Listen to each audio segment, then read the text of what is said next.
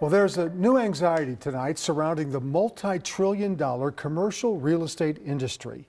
Between bank collapses, soaring interest rates, and people rethinking where they live, work, and spend their money, those soaring skyscrapers are not worth what they used to be.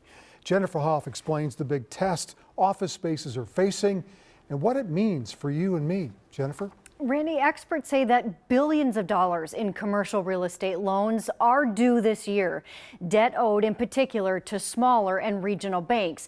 And if office building owners start missing these payments, it can increase the fragility of the entire banking system.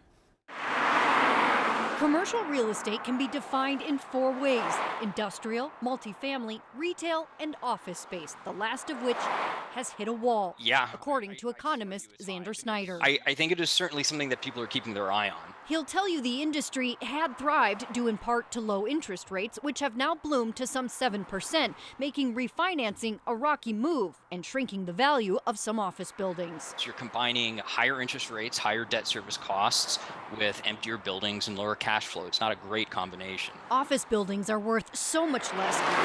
On 1 Minnetonka Street alone, there are 5 commercial properties for lease, a trend since the pandemic, hitting several major Minnesota employers, like Thomson Reuters selling a majority of its Eagan campus due to changing workplace habits, and Blue Cross and Blue Shield of Minnesota that's closing its main building as it moves to a hybrid work model. If your office is not being utilized, then arguably that's an expense you don't want to take. There's $80 billion of office space loans due this year, and if owners go into foreclosure, it puts stress on banks, particularly smaller ones that have a high concentration of commercial real estate loans.